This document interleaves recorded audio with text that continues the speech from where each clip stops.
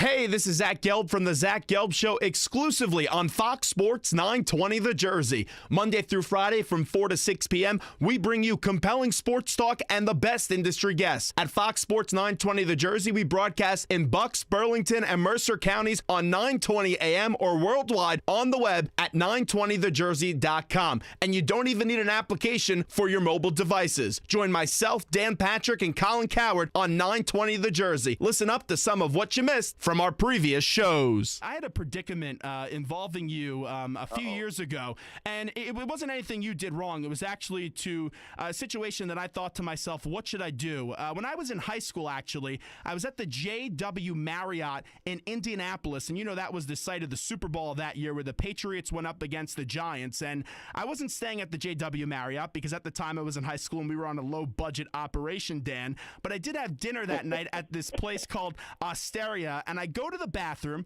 and I'm in the urinal, and I look to my left, and who's there? Dan Patrick. So I am a high school guy, and I'm saying, wow, this is one of the superstars in the business. I have to find a way to bring up some conversation. And then that voice in my head kicked in and said, hey, Zach, you're in a bathroom. You don't want to talk to Dan Patrick. I'm sure that you've had many situations, because you're a national name, where fans have tried to talk to you and interact with you with bizarre places. Where's the most bizarre place? And would you have been mad with me if I said hello to you in the bathroom? I think after you washed your hands, I would have been fine with that. Let's see, when my first daughter was born, I had the doctor and then his intern when they were delivering my daughter, and when she was born, the intern did the Sports Center theme, the da-da-da, da-da-da. I would like to say I had a ton of good memories, but the challenge was we didn't win. Except for 93, we were never really competitive, and that city, I think, deserves a competitive team year in and year out because they fill the stadium. They're not front runners, so to say, but I think that they identify.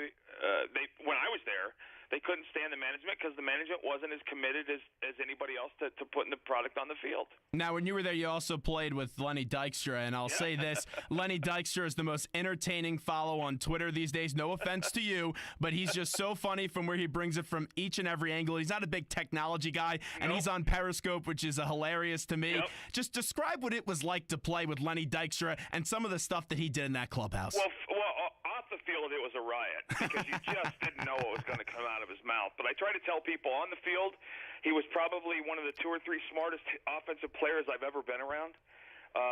By a long shot. Lenny knew his craft, and it was a craft to him.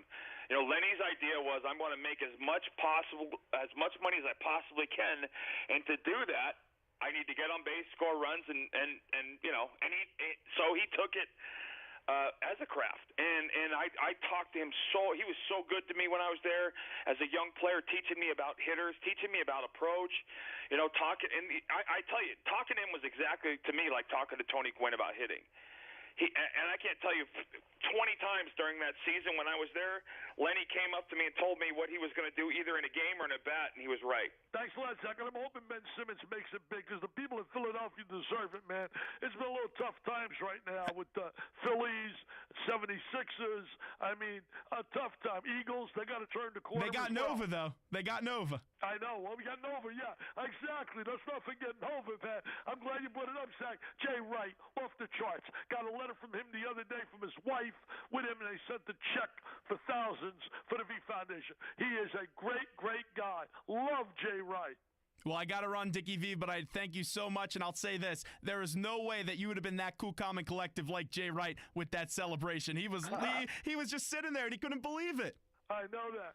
Got to get a TO, baby. Time to run. I got to see my Rays. I hope they don't lose 12 in a row, baby. Now joining us on the hotline is a college basketball analyst for ESPN and a former college basketball coach, and that is the great Seth Greenberg. Seth, what's happening, my man? I've got a good ring to it, the Zach Gelb Show. I mean, it's got a nice ring. That's big. I mean, you roll right out of graduation. You got your own show. You're in South Jersey. I mean, you're big, literally and figuratively. Well, that's absolutely right. And you know my size because you follow me on Twitter, so you could see my pictures. And then you've also met me in person. And I'll say this, my colleagues saw the tweet that you sent out, which was very nice, and I appreciate you doing that. And they asked me how much I'm paying you, and I told them nothing. They were surprised. Come on, you're my guy. Come on now, let's face it. I mean, I knew you back when you were in high school. This is you started your career when I got whacked at Virginia Tech, and I started this stuff. So, hey, I am so happy for you. You've done a great job. You work your tail off, and you're good with people, and